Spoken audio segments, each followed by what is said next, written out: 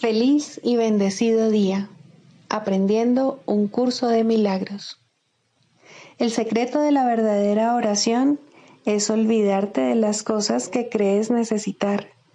Pedir algo específico es igual que ver el pecado primero y luego perdonarlo. Del mismo modo, al orar pasas por alto tus necesidades específicas, tal como las ves, y las dejas en manos de Dios. Ahí se convierten en los regalos que le haces, pues le dicen que no antepondrás otros dioses a Él, ni que quieres otro amor que el suyo. Este libro es un comienzo, no un final. Del prefacio, que postula, párrafo 6. El pecado se define como una falta de amor. Puesto que lo único que existe es el amor, para el Espíritu Santo el pecado no es otra cosa que un error que necesita corrección en vez de algo perverso que merece castigo.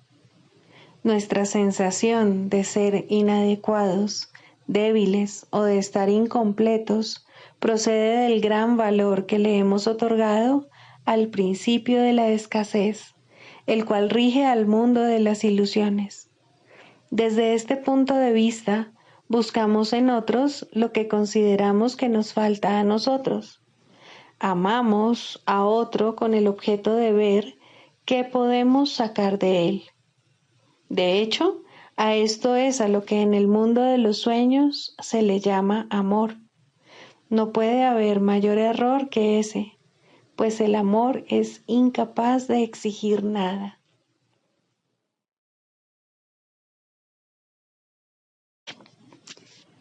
Introducción. Este es un curso de milagros, es un curso obligatorio. Solo el momento en que decides tomarlo es voluntario. Tener libre albedrío no quiere decir que tú mismo puedas establecer el plan de estudios. Significa únicamente que puedes elegir lo que quieres aprender en cualquier momento dado. Este curso no pretende enseñar el significado del amor, pues eso está más allá de lo que se puede enseñar. Pretende, no obstante, despejar los obstáculos que impiden experimentar la presencia del amor, el cual es tu herencia natural. Lo opuesto al amor es el miedo, pero aquello que todo lo abarca no puede tener opuestos. Este curso puede, por lo tanto, resumirse muy simplemente de la siguiente manera. Nada real puede ser amenazado. Nada irreal existe. En esto radica la paz de Dios.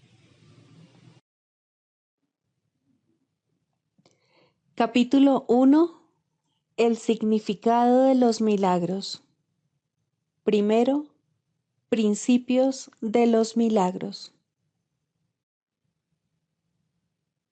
Principio 20.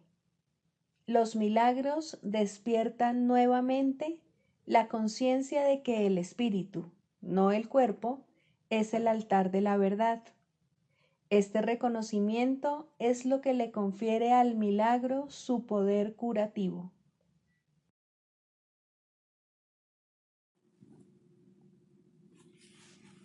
Capítulo 27, sección 2.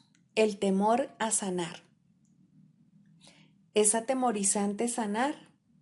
Sí, para muchos lo es, pues la acusación es un obstáculo para el amor, y los cuerpos enfermos son ciertamente acusadores. Obstruyen completamente el camino de la confianza y de la paz, proclamando que los débiles no pueden tener confianza y que los lesionados no tienen motivos para gozar de paz.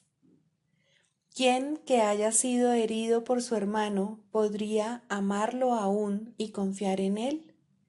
Pues su hermano lo atacó y lo volverá a hacer. No lo protejas, ya que tu cuerpo lesionado demuestra que es a ti a quien se debe proteger de él. Tal vez perdonarlo sea un acto de caridad, pero no es algo que él se merezca. Se le puede compadecer por su culpabilidad, pero no puede ser eximido. Y si le perdonas sus transgresiones, no haces sino añadir otro fardo más a la culpabilidad que realmente ya ha acumulado. Los que no han sanado no pueden perdonar, pues son los testigos de que el perdón es injusto. Prefieren conservar las consecuencias de la culpabilidad que no reconocen. No obstante, nadie puede perdonar un pecado que considere real, y lo que tiene consecuencias tiene que ser real, porque lo que ha hecho está ahí a la vista. El perdón no es piedad, la cual no hace sino tratar de perdonar lo que cree que es verdad. No se puede devolver bondad por maldad, pues el perdón no establece primero que el pecado sea real para luego perdonarlo. Nadie que esté hablando en serio diría: hermano, me has herido. Sin embargo, puesto que de los dos yo soy el mejor, te perdono por el dolor que me has ocasionado.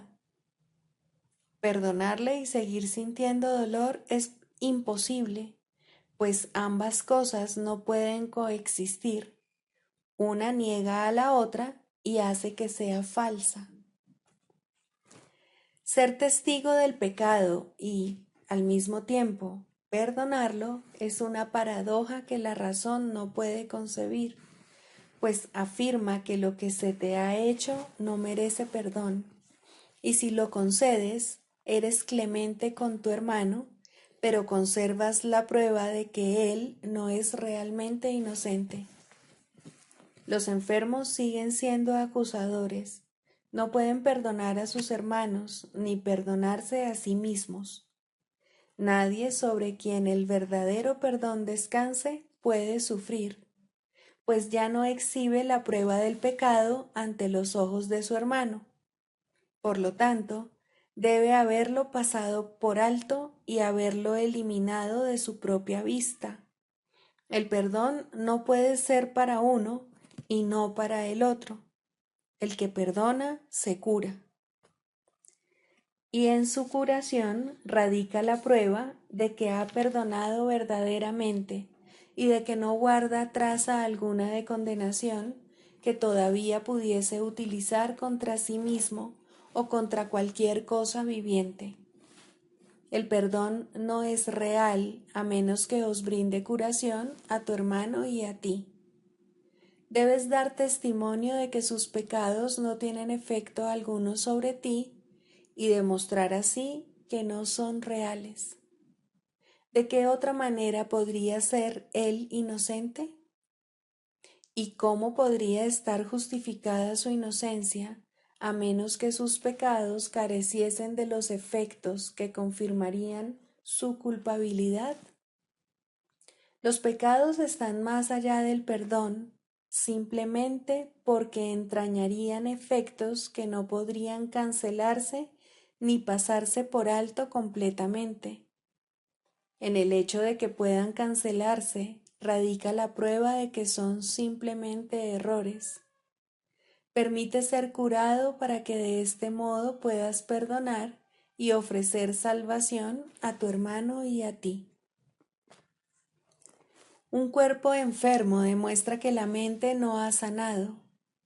Un milagro de curación prueba que la separación no tiene efectos. Creerás en aquello que le quieras probar a tu hermano. El poder de tu testimonio procede de tus creencias, y todo lo que dices, haces o piensas, no haces sino dar testimonio de lo que le enseñas a él.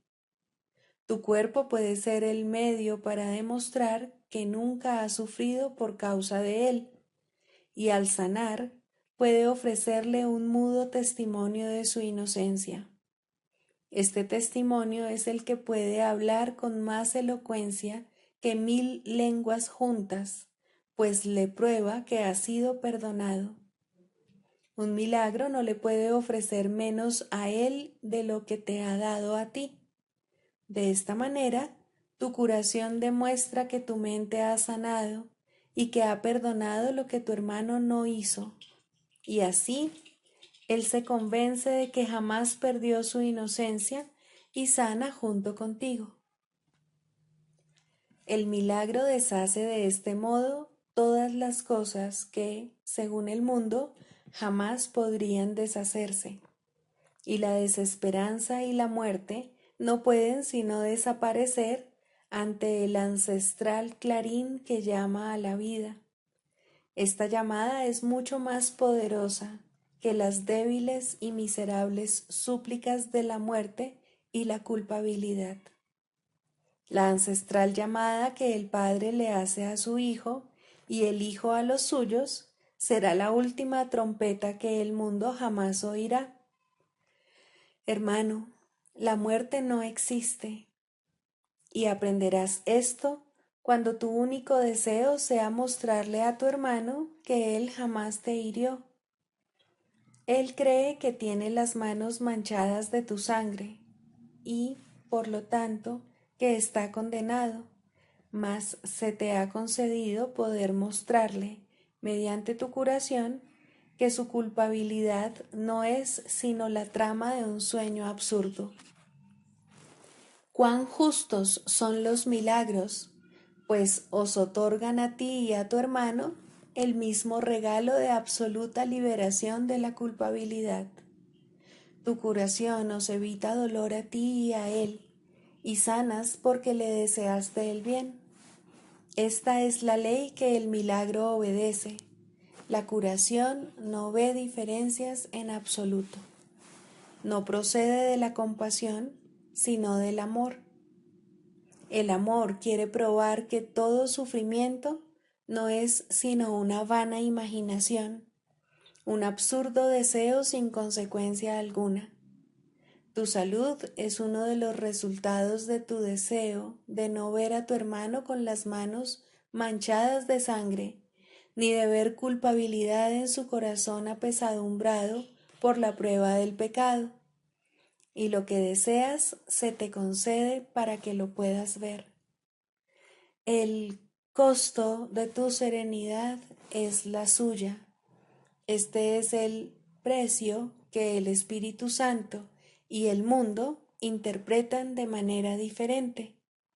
El mundo lo percibe como una afirmación del hecho de que con tu salvación se sacrifica la suya. El Espíritu Santo sabe que tu curación da testimonio de la suya y de que no puede hallarse apartada de ella en absoluto. Mientras tu hermano consienta sufrir, tú no podrás sanar, mas tú le puedes mostrar que su sufrimiento no tiene ningún propósito ni causa alguna. Muéstrale que has sanado y él no consentirá sufrir por más tiempo, pues su inocencia habrá quedado clara ante sus propios ojos y ante los tuyos, y la risa reemplazará a vuestros lamentos, pues el Hijo de Dios habrá recordado que Él es el Hijo de Dios. ¿Quién tiene entonces miedo de sanar? Solo aquellos para quienes el sacrificio y el dolor de su hermano representan su propia serenidad. Su propia impotencia y debilidad sirven de base para justificar el dolor de su hermano. El constante aguijón de culpabilidad que su hermano experimenta sirve para probar que él es un esclavo, pero que ellos son libres. El constante dolor que sufren es la prueba de que ellos son libres porque pueden mantener cautivo a su hermano, y desean la enfermedad para evitar que la balanza del sacrificio se incline a favor de aquel. ¿Cómo se podría persuadir al Espíritu Santo para que se detuviese por un instante, o incluso menos, a razonar con semejantes argumentos en favor de la enfermedad? ¿Y es acaso menester demorar tu curación porque te detengas a escuchar a la demencia? Tu función no es corregir. La función de corregir le corresponde a uno que conoce la justicia, no la culpabilidad. Si asumes el papel de corrector, ya no puedes llevar a cabo la función de perdonar. Nadie puede perdonar hasta que aprende que corregir es tan solo perdonar, nunca acusar. Por tu cuenta, no podrás percatarte de que son lo mismo y de que, por lo tanto, no es a ti a quien corresponde corregir. Identidad y función son una misma cosa, y mediante tu función te conoces a ti mismo. De modo que si confundes tu función con la función de otro, es que estás confundido con respecto a ti mismo y con respecto a quién eres. ¿Qué es la separación sino un deseo de arrebatarle a Dios su función y negar que sea suya? Mas si no es su función, tampoco es la tuya, pues no puedes por menos que perder aquello de lo que te apoderas. En una mente escindida, la identidad no puede sino dar la impresión de que está dividida. Nadie puede percibir que una función está unificada si ésta tiene propósitos conflictivos y objetivos diferentes. Para una mente tan dividida como la tuya, corregir no es sino una manera de castigar a otro por los pecados que tú crees son tus propios pecados.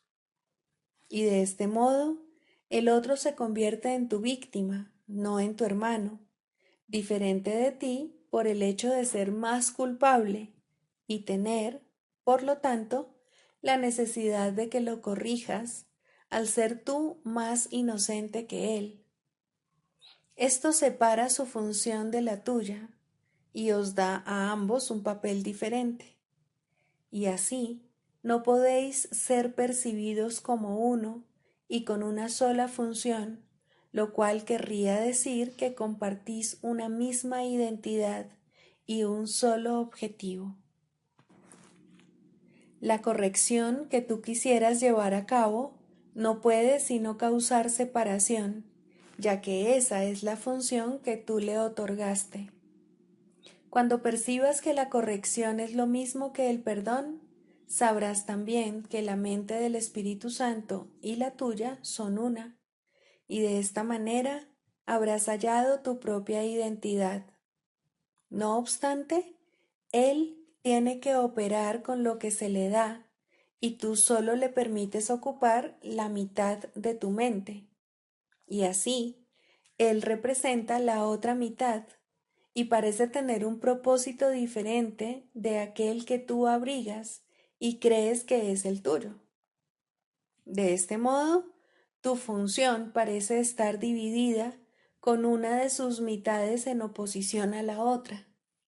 Esas dos mitades parecen representar la separación de un ser que se percibe dividido en dos. Observa cómo esta percepción de ti mismo no puede sino extenderse, y no pases por alto el hecho de que todo pensamiento se extiende, porque ese es su propósito debido a lo que realmente es. De la idea de que el ser se compone de dos partes, surge necesariamente el punto de vista de que su función está dividida entre las dos. Pero lo que quieres corregir es solamente la mitad del error, que tú crees que es todo el error. Los pecados de tu hermano se convierten, de este modo, en el blanco central de la corrección. No vaya a ser que tus errores y los suyos se vean como el mismo error. Los tuyos son equivocaciones, pero los suyos son pecados y, por ende, no son como los tuyos. Los suyos merecen castigo, mientras que los tuyos, si vamos a ser justos, deberían pasarse por alto. De acuerdo con esta interpretación de lo que significa corregir, no podrás ver tus propios errores, pues habrás trasladado el blanco de la corrección fuera de ti mismo sobre uno que no puede ser parte de ti mientras esa percepción perdure. Aquel al que se condena jamás puede volver a formar parte del que lo acusa, quien lo odiaba y todavía lo sigue odiando por ser un símbolo de su propio miedo. He aquí a tu hermano, el blanco de tu odio, quien no es digno de formar parte de ti y es, por lo tanto, algo externo a ti, la otra mitad, la que se repudia. Y sólo lo que se deja privado de su presencia se percibe como todo lo que tú eres. El Espíritu Santo tiene que representar esta otra mitad hasta que tú reconozcas que es la otra mitad. Y Él hace esto asignándoos a ti y a tu hermano la misma función y no una diferente.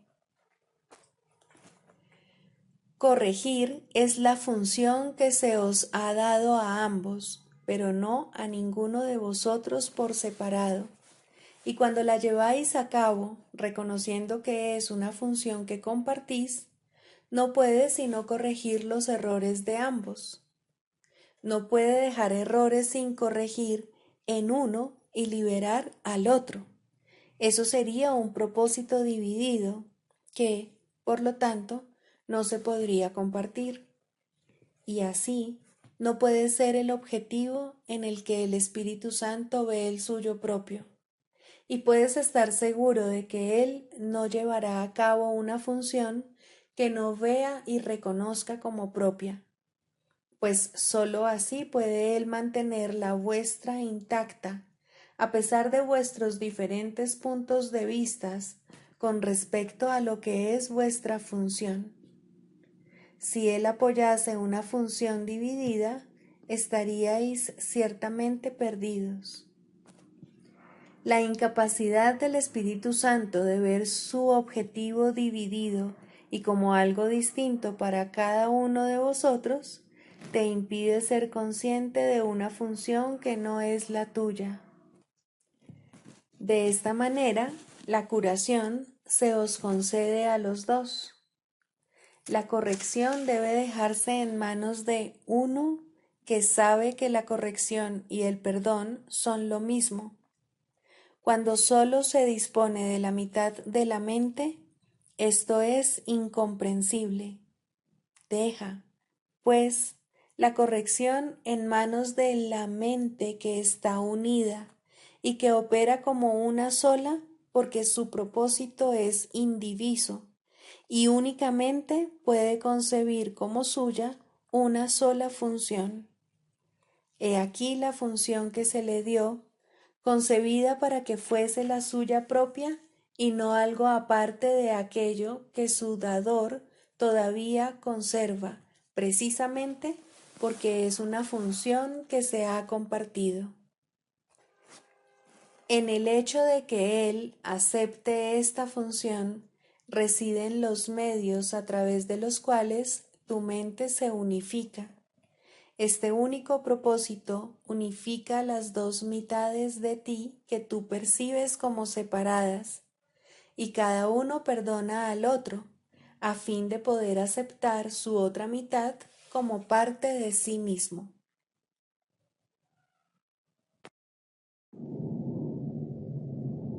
Libro de ejercicios, lección 132.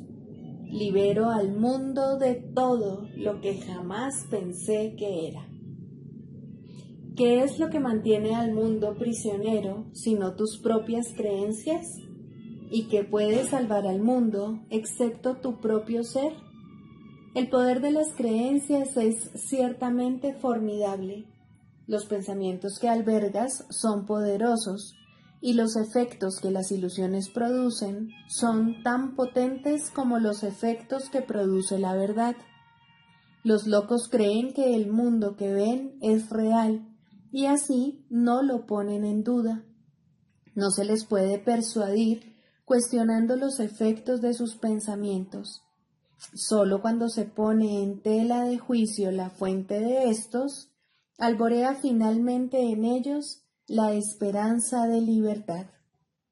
La salvación, no obstante, puede alcanzarse fácilmente, pues todo el mundo es libre de cambiar de mentalidad, y al hacerlo, todos sus pensamientos cambian también. Ahora la fuente de los pensamientos ha cambiado, pues cambiar de mentalidad significa que has efectuado un cambio en la fuente de todas las ideas que tienes ahora, que jamás hayas tenido o que algún día puedas tener. Liberas al pasado de todo lo que antes pensabas. Liberas al futuro de todas tus viejas ideas de ir en busca de lo que realmente no deseas encontrar. El único tiempo que queda ahora es el presente. Aquí, en el presente, es donde el mundo queda liberado, pues al dejar que el pasado quede cancelado y al liberar el futuro de tus viejos temores, encuentras escape y se lo ofreces al mundo. Has esclavizado al mundo con todos tus temores, dudas y aflicciones, con todo tu dolor y todas tus lágrimas, y todas tus penas lo oprimen y lo mantienen prisionero de tus creencias. La muerte lo azota por doquier, porque albergas en tu mente amargos pensamientos de muerte. El mundo en sí no es nada. Tu mente tiene que darle significado, y lo que contemplas en él es la representación de tus deseos, de modo que puedas verlos y creer que son reales. Tal vez piensas que no fuiste tú quien construyó este mundo, sino que viniste en contra de tu voluntad a lo que ya estaba hecho, un mundo que no estaba precisamente esperando a que tus pensamientos le confiriesen significado. Pero la verdad es que encontraste exactamente lo que andabas buscando cuando viniste. No hay ningún mundo aparte de lo que deseas, y en eso radica, en última instancia, tu liberación. Cambia de mentalidad con respecto a lo que quieres ver y el mundo cambiará a su vez. Las ideas no abandonan su fuente. Esta es la idea central que se menciona con frecuencia en el texto y debes tenerla presente si quieres entender la lección de hoy. No es el orgullo el que te dice que fuiste tú quien construyó el mundo que ves y que este mundo cambia según tú cambias de mentalidad, pero sí es el orgullo el que sostiene que has venido a un mundo que está completamente separado de ti, que es insensible a lo que piensas y totalmente diferente de lo que pudieras pensar que es. El mundo no existe. Este es el pensamiento básico que este curso se propone enseñar. No todo el mundo está listo para aceptar esto, y cada cual irá tan lejos a lo largo del camino que conduce a la verdad como se permita a sí mismo ser guiado. Regresará e irá todavía más lejos, o tal vez retrocederá un poco para luego regresar de nuevo. Mas la curación es el regalo que se les hace a aquellos que están listos para aprender que el mundo no existe y que pueden aceptar esta lección ahora. El hecho de que estén listos hará que la lección les llegue en una forma que ellos puedan entender y reconocer. Algunos la entienden de súbito al borde de la muerte y se levantan para enseñarla. Otros la encuentran en una experiencia que no es de este mundo, la cual les demuestra que el mundo no existe porque lo que contemplan tiene que ser la verdad, a pesar de que contradice claramente el mundo. Y algunos la encontrarán en este curso y en los ejercicios que hoy llevaremos a cabo. La idea de hoy es verdad, porque el mundo no existe. Y si en verdad este no es más que un producto de tu imaginación, puedes entonces liberarlo de todo lo que jamás pensaste que era. cambiando simplemente todos aquellos pensamientos que le daban su apariencia. Los enfermos se curan a medida que abandonas todo pensamiento de enfermedad, y los muertos resucitan cuando permites que los pensamientos de vida reemplacen a todos los pensamientos de muerte que jamás albergaste. Ahora tenemos que subrayar nuevamente una lección que ya se ha mencionado antes, pues contiene los sólidos cimientos de la idea de hoy. Eres tal como Dios te creó. No hay lugar en el que puedas sufrir, ni tiempo que pueda alterar tu eterna condición. ¿Cómo iba a poder existir un mundo de espacio y tiempo si tú sigues siendo tal como Dios te creó? ¿Qué es la lección de hoy, sino otra manera de decir que conocer tu ser es la salvación del mundo? Libera al mundo de toda clase de dolor. Esto no es otra cosa que cambiar de mentalidad con respecto a ti mismo. El mundo no existe aparte de tus ideas, porque las ideas no abandonan su fuente, y tú mantienes el mundo intacto en tu mente mediante tus pensamientos. Mas, si tú eres tal como Dios te creó, no puedes pensar estando separado de Él, ni fabricar lo que no comparte su intemporalidad y su amor. ¿Son acaso estos inherentes al mundo que ves? ¿Crea acaso este mundo tal como Él lo hace? A menos que lo haga, no puede ser real ni tiene experiencia alguna. Si tú eres real, el mundo que ves es falso, pues la creación de Dios es diferente del mundo desde cualquier punto de vista.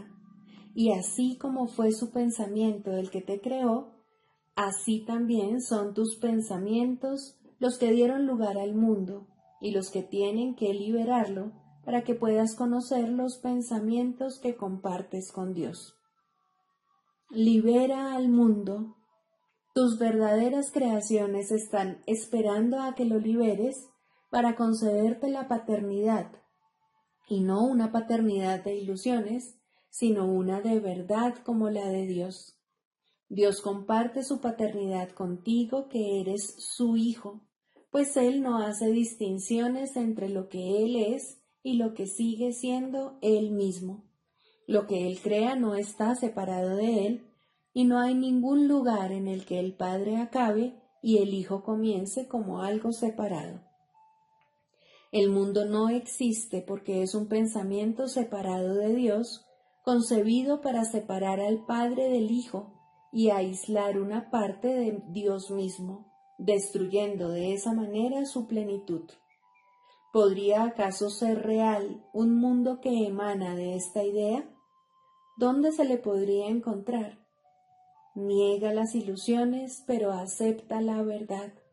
Niega que seas una sombra superpuesta brevemente sobre un mundo moribundo. Libera a tu mente y contemplarás un mundo liberado. Nuestro propósito hoy es liberar al mundo de todos los pensamientos vanos que jamás hayamos tenido acerca de él y acerca de todos los seres vivientes que vemos en él. No pueden estar ahí, ni nosotros tampoco, pues nos encontramos junto con todos ellos en la morada que nuestro Padre creó para nosotros. Y nosotros, que seguimos siendo tal como Él nos creó, queremos liberar hoy al mundo de cada una de nuestras ilusiones, para así poder ser libres. Comienza cada una de las 2 sesiones de 15 minutos de práctica de hoy con lo siguiente. Yo, que sigo siendo tal como Dios me creó, quiero liberar al mundo de todo lo que jamás pensé que era, pues yo soy real porque el mundo no lo es. Y quiero conocer mi propia realidad. Luego simplemente descansa, alerta pero sin tensión, y permite que en la quietud se efectúe un cambio en tu mente, de manera que el mundo pueda quedar libre junto contigo. No es necesario que te des cuenta de que cuando envías estos pensamientos para bendecir al mundo, la curación le llega a muchos de tus hermanos en remotos lugares del mundo, así como a aquellos que ves a tu alrededor, y te percatarás de tu propia liberación, aunque tal vez aún no comprendas del todo que nunca habrías podido liberarte solo. Haz que la liberación que a lo largo del día envías a todo el mundo mediante las ideas que tienes sea cada vez mayor, y siempre que sientas la tentación de negar el poder de este simple cambio de mentalidad, di: libero al mundo de todo lo que jamás pensé que era, y en lugar de ello, elijo mi propia realidad.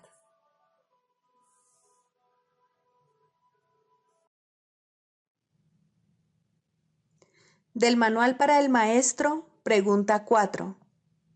¿Cuáles son las características de los maestros de Dios? 2. Honestidad. Todas las demás características de los maestros de Dios se basan en la confianza. Una vez que ésta se ha alcanzado, las otras se suceden naturalmente. Solo los que tienen confianza pueden permitirse ser honestos, pues solo ellos pueden ver el valor de la honestidad. La honestidad no se limita únicamente a lo que dices. El verdadero significado del término es congruencia. Nada de lo que dices está en contradicción con lo que piensas o haces. Ningún pensamiento se opone a otro.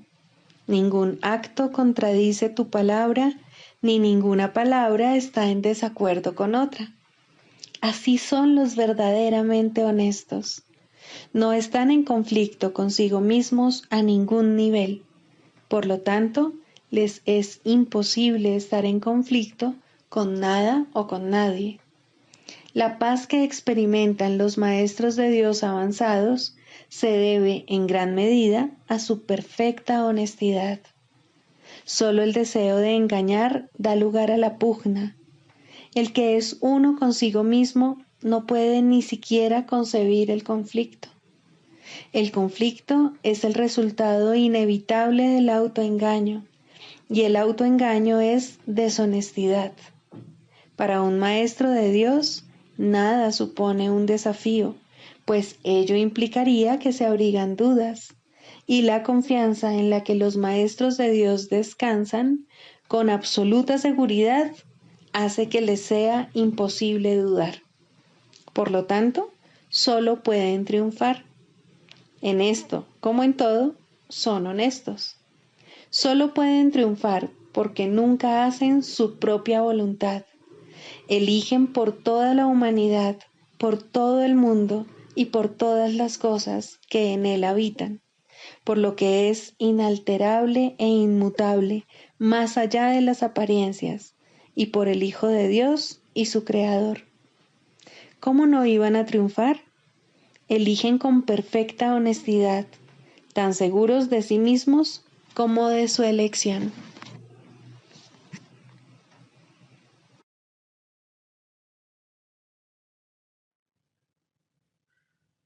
Manual para el Maestro, pregunta 12.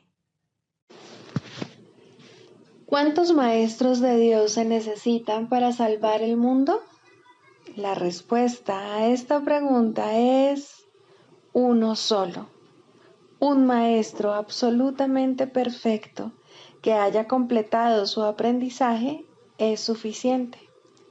Este maestro santificado y redimido se convierte en el ser que es el Hijo de Dios, quien siempre fue únicamente espíritu. Ya no se ve a sí mismo como un cuerpo, y ni siquiera como que se halla dentro de un cuerpo, Por lo tanto, es ilimitado. Y al no tener límites, sus pensamientos están unidos eternamente a los de Dios. La percepción que tiene de sí mismo está basada en el juicio de Dios, no en el suyo propio.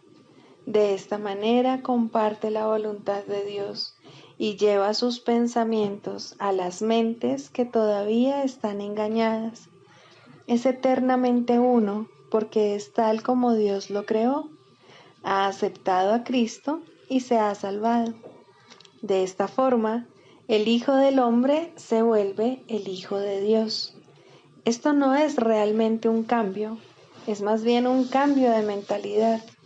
Nada externo cambia, pero todo lo interno refleja ahora únicamente el amor de Dios. Ya no hay que temer a Dios, pues la mente no ve ninguna razón para el castigo. Los maestros de Dios aparentan ser muchos, pues eso es lo que necesita el mundo.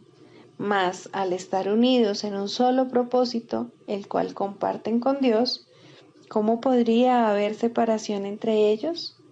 ¿Qué importa entonces si se presentan de muchas maneras? Sus mentes son una, y así su unión es total. Y Dios opera ahora a través de ellos cual uno solo, pues eso es lo que son. ¿Por qué es necesaria la ilusión de que hay muchos? Únicamente porque para los ilusos la realidad no es comprensible. Son muy pocos los que pueden oír la voz de Dios, y ni siquiera estos pueden comunicar sus mensajes directamente por medio del Espíritu que se los dio. Necesitan un medio a través del cual puedan comunicarse con aquellos que no se dan cuenta de que son espíritus. Un cuerpo que éstos puedan ver, una voz que comprendan y escuchen sin el temor que la verdad suscitaría en ellos. No olvides que la verdad solo puede llegar allí donde se le da la bienvenida sin temor. Por eso es por lo que los maestros de Dios necesitan un cuerpo, pues de otra manera su unidad no se podría reconocer directamente. Lo que convierte a los maestros de Dios en maestros es su reconocimiento del verdadero propósito del cuerpo. A medida que avanzan en su profesión, se afianzan más y más en la certeza de que la función del cuerpo no es otra que la de permitir que la voz de Dios hable a través de ellos a otros oídos humanos. Estos oídos llevarán la mente del oyente mensajes que no son de este mundo, y la mente entenderá debido a su origen. Como resultado de este entendimiento, este nuevo Maestro de Dios reconocerá cuál es el verdadero propósito del cuerpo, la única utilidad que realmente tiene. Esta lección basta para dejar que entre el pensamiento de unidad, y lo que es uno se reconoce como uno. Los maestros de Dios parecen compartir la ilusión de la separación, pero por razón del uso que hacen del cuerpo, no creen en la ilusión a pesar de las apariencias. La lección fundamental es siempre esta: el cuerpo se convertirá para ti en aquello para lo que lo uses. Úsalo para pecar o para atacar, que es lo mismo, y lo verás como algo pecaminoso. Al ser algo pecaminoso es débil, y al ser débil sufre y muere. Úsalo para llevar la palabra de Dios a aquellos que no la han oído, y el cuerpo se vuelve santo. Al ser santo no puede enfermar ni morir. Cuando deja de ser útil, se deja a un lado. Eso es todo. La mente toma esta decisión, así como todas las que son responsables de la condición del cuerpo. El Maestro de Dios, no obstante, no toma esta decisión por su cuenta. Hacer eso sería conferirle al cuerpo un propósito distinto del que lo mantiene santo. La voz de Dios dirá cuándo ha llevado a término su cometido, tal como le dice cuál es su función. Mas Él no sufre, tanto si se va como si se queda. Ahora es imposible que pueda enfermar. La unicidad y la enfermedad no pueden coexistir. Los maestros de Dios eligen ver sueños por un tiempo. Es una elección consciente, pues han aprendido que toda elección se hace conscientemente, con pleno conocimiento de sus consecuencias. El sueño afirma lo contrario, pero ¿quién pondría su fe en sueños una vez que los has reconocido como tales? Ser conscientes de que están soñando es la verdadera función de los maestros de Dios, quienes observan a los personajes del sueño ir y venir, variar y cambiar, sufrir y morir, mas no se dejan engañar por lo que ven. Reconocen que considerar a una de las figuras del sueño como enferma y separada no es más real que considerarla saludable y hermosa. La unidad es lo único que no forma parte de los sueños, y esta unidad, que indudablemente les pertenece, es lo que los maestros de Dios reconocen como lo que se encuentra tras el sueño, más allá de toda apariencia.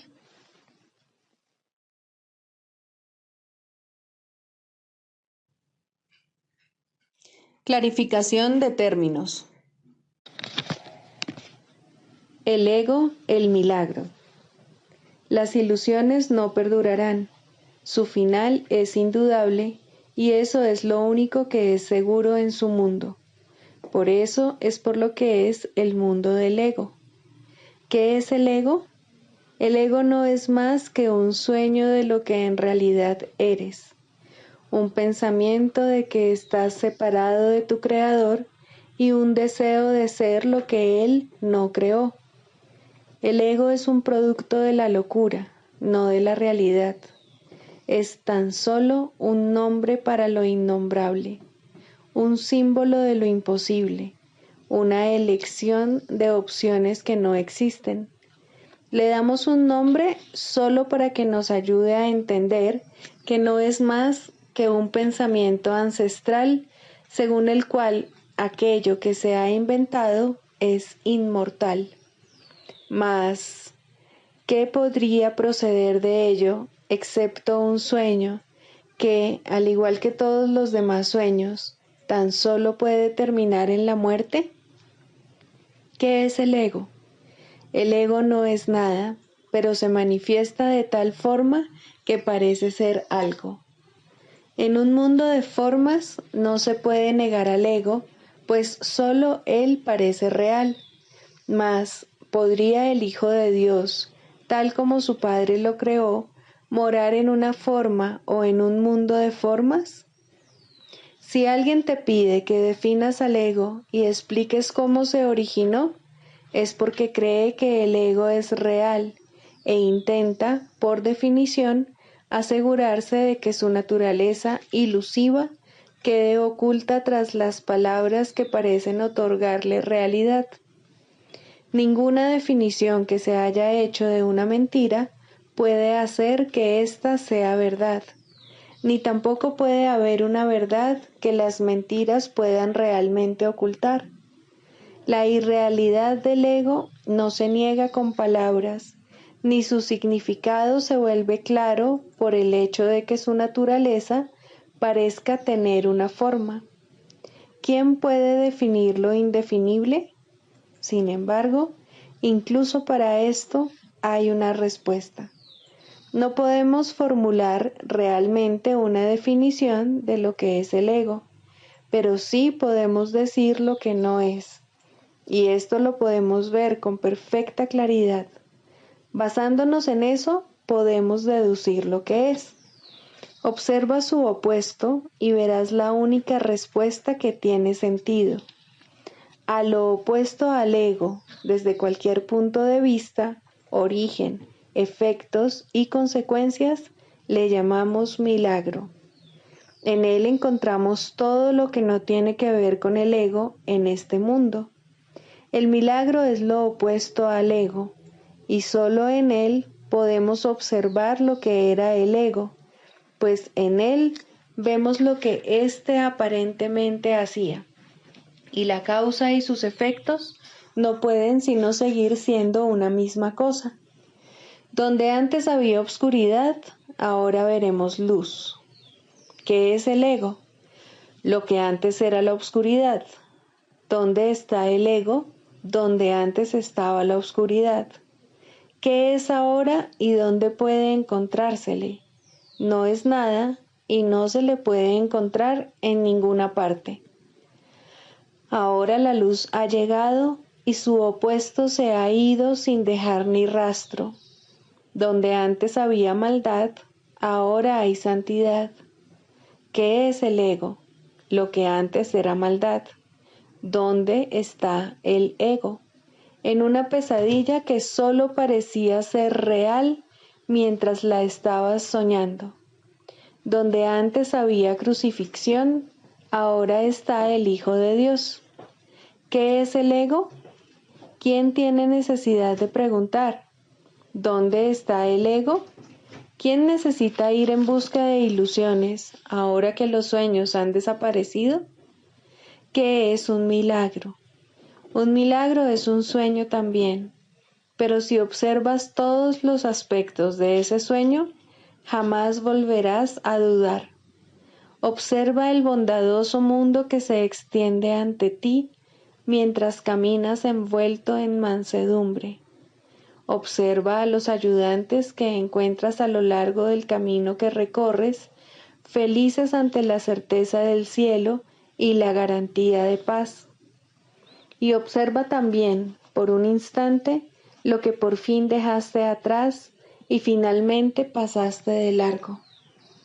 Esto es lo que era el ego, el odio cruel, la necesidad de venganza y los gritos de dolor, el miedo a la muerte y el deseo de matar, la ilusión de no tener hermanos y el yo que parecía estar solo en el universo. El milagro corrige este terrible error con respecto a ti mismo, con la misma dulzura con la que una madre amorosa adormece con su canto a su criatura. ¿No preferirías escuchar un canto así? ¿No contestaría ese canto todo lo que pensabas preguntar, haciendo incluso que la pregunta dejase de tener sentido?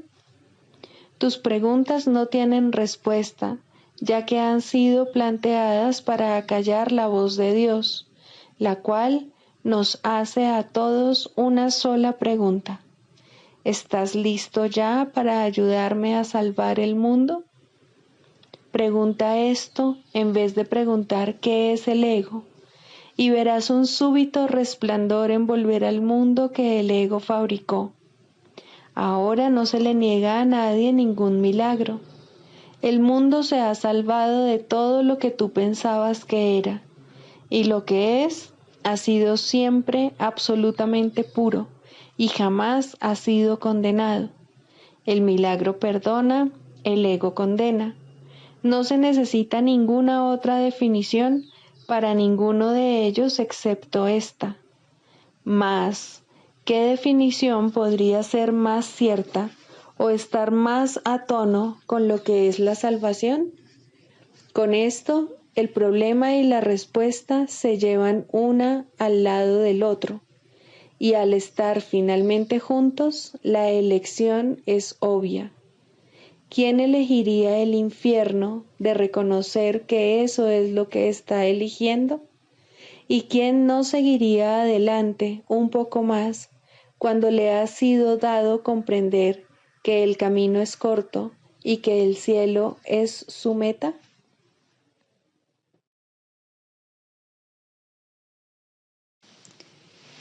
Tercero, el papel del psicoterapeuta.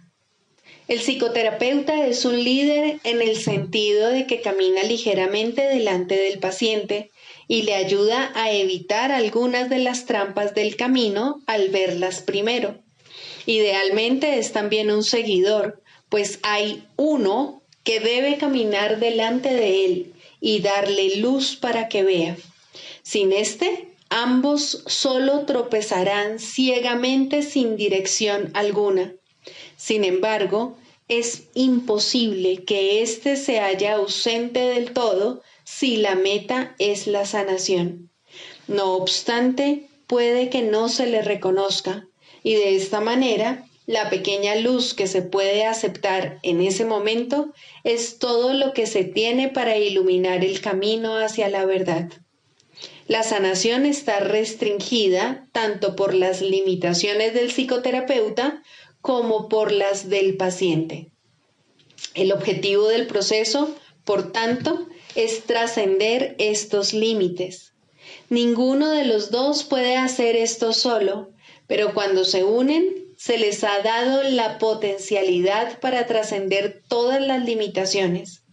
Ahora el alcance de su éxito depende de qué tanto de su potencialidad están dispuestos a usar. La voluntad puede provenir de cualquiera de los dos al principio, y en cuanto el otro la comparta, crecerá. El progreso se convierte en un asunto de decisión. Puede alcanzar casi hasta el cielo o no alejarse del infierno más que un paso o dos. Es muy posible que la psicoterapia parezca fracasar.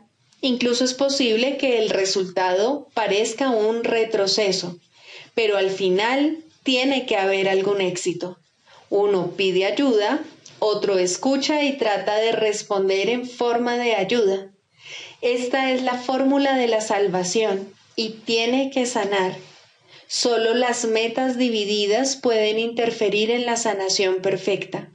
Un terapeuta sin ningún ego podría sanar el mundo sin una palabra, por el solo hecho de estar ahí. No necesita que nadie lo vea o le hable o incluso sepa de su existencia. Su simple presencia es suficiente para sanar. El terapeuta ideal es uno con Cristo, pero la sanación es un proceso, no un hecho. El terapeuta no puede progresar sin el paciente y el paciente no puede estar listo para recibir a Cristo o de lo contrario no podría estar enfermo. En un sentido, el terapeuta sin ego es una abstracción que se encuentra al final del proceso de sanación, demasiado avanzado para creer en la enfermedad y demasiado cerca de Dios para conservar sus pies en la tierra. Ahora Él puede ayudar a través de aquellos que necesitan ayuda, pues de esta manera está llevando a cabo el plan establecido para la salvación. El psicoterapeuta se convierte en su paciente al trabajar a través de otros pacientes para expresar sus pensamientos a medida que los recibe de la mente de Cristo. El canto de la oración. 2. El perdón. Introducción. El perdón da alas a la oración para que su ascenso sea fácil y su progreso veloz. Sin su fuerte apoyo sería inútil tratar de ir más allá del primer peldaño de la oración o incluso intentar ascender. El perdón es el aliado de la oración, su hermano en el plan para tu salvación. Ambos vendrán a sostenerte y a mantener tus pies firmemente plantados y tu propósito fuerte e inalterable. Contempla la ayuda más grande que Dios ordenó que estuviese contigo hasta que llegues a Él, y con esto llega el fin de las ilusiones. A diferencia de la naturaleza intemporal de su hermana, la oración, el perdón tiene un final, pues se vuelve innecesario cuando el ascenso se completa. No obstante, por ahora tiene un propósito más allá del cual no puedes ir, ni es necesario que lo hagas.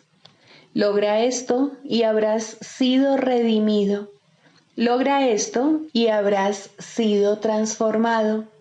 Logra esto y salvarás al mundo. Primero, perdonarte a ti mismo. Ningún regalo del cielo ha sido tan mal interpretado como el perdón. De hecho, se ha convertido en una calamidad, en una maldición allí donde debía bendecir, en una cruel burla de la gracia, en una parodia de la santa paz de Dios. Pero aquellos que aún no han elegido dar los primeros pasos en el camino de la oración, no pueden sino usarlo de esa manera. La benevolencia del perdón resulta imperceptible al principio, porque no se entiende lo que es la salvación ni realmente se busca. Lo que se concibió para curar se usa para herir, porque no se desea el perdón. La culpa se convierte en la salvación y el remedio parece ser una terrible alternativa a la vida. Así, pues, el perdón para destruir se adapta mucho mejor al propósito del mundo que el verdadero objetivo del perdón y los medios honestos por los cuales éste se alcanza. El perdón para destruir no pasará por alto ningún pecado, ningún crimen, ni ninguna traza de culpa que pueda buscar, encontrar y, entre comillas, amar. Amado de su corazón es el error, y las faltas lucen enormes y crecen y se expanden ante su mirada. Selecciona cuidadosamente todas las cosas perversas y pasa por alto lo amoroso, como si de una plaga se tratase, algo odioso teñido de peligro y muerte. El perdón para destruir es la muerte, y eso es lo que ve en todo lo que contempla y odia. La misericordia de Dios se ha convertido en un cuchillo retorcido que busca destruir al Santo Hijo que Él ama. ¿Te perdonarías a ti mismo por todo esto? Aprende entonces que Dios te ha dado los medios a través de los cuales puedes retornar a Él en paz. No veas el error, no lo hagas real.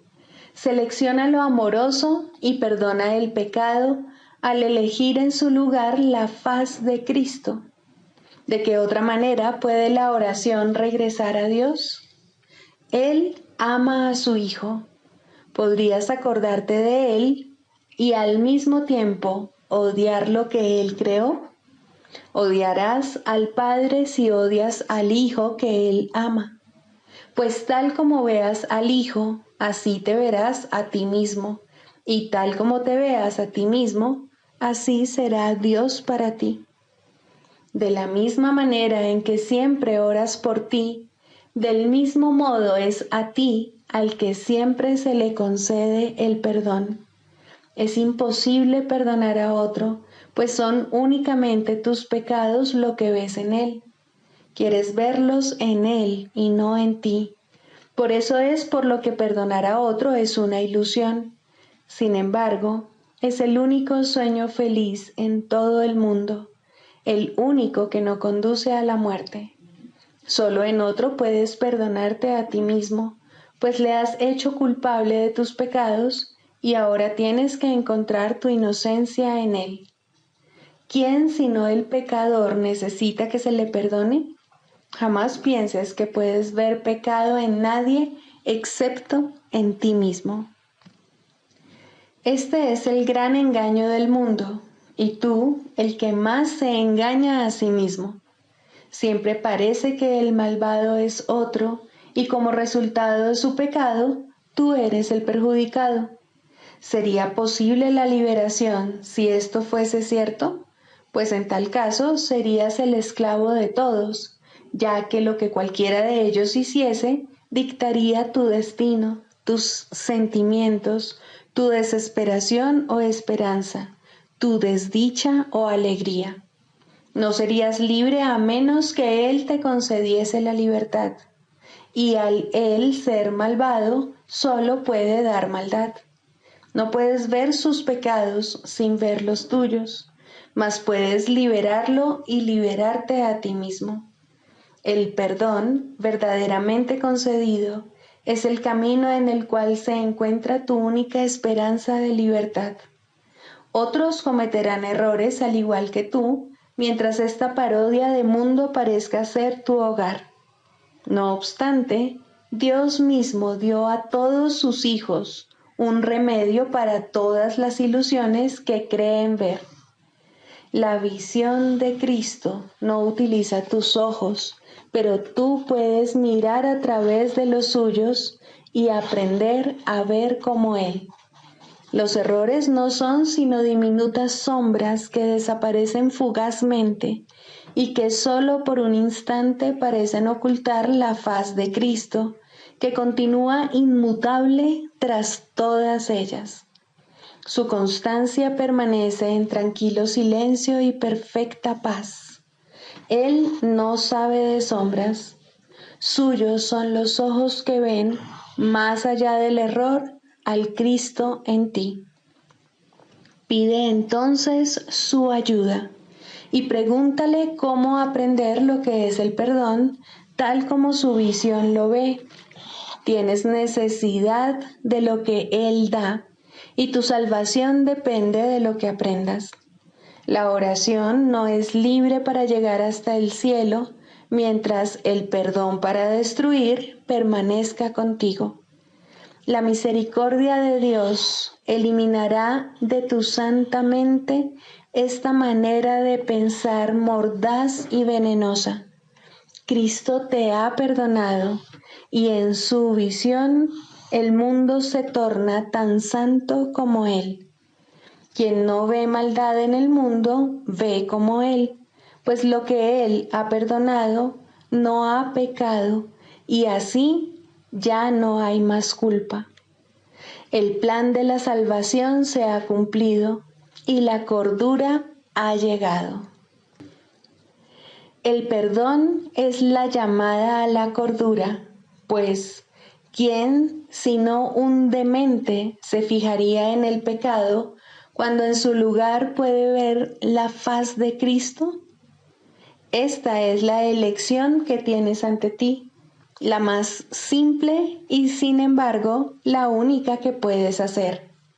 Dios te pide que salves a su Hijo de la muerte, ofreciéndole el amor de Cristo. Esta es tu necesidad y Dios te ofrece este regalo. Tal como Él da, así tienes que dar tú también. Y de este modo, la oración se restituye a lo amorfo, más allá de todo límite a la intemporalidad, sin nada del pasado que le impida volver a unirse al perenne canto que toda la creación le entona a su Dios. Mas para alcanzar este fin, y antes de llegar allí donde el aprendizaje ya no tiene objeto, debes primero aprender. El perdón es la llave, mas ¿quién puede usar una llave cuando no sabe dónde está la puerta para la que se hizo y para la que solamente sirve? Por lo tanto, tenemos que hacer una clara distinción, de modo que la oración pueda ser liberada de la oscuridad y llegar a la luz.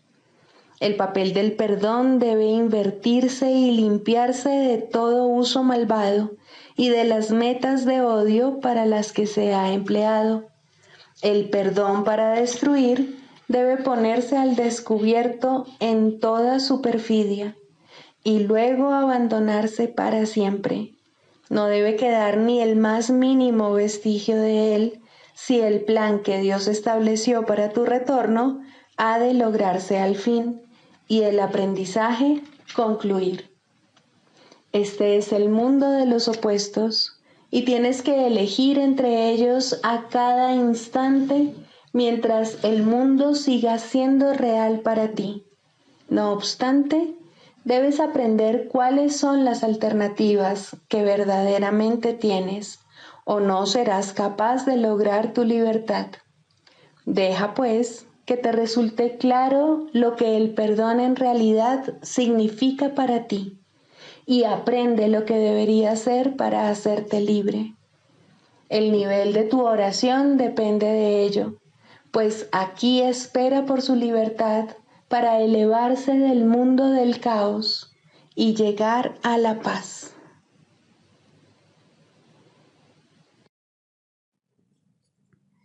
Sigamos a Jesús haciendo del perdón algo tan natural como respirar y algo tan vital como el aire. Amén.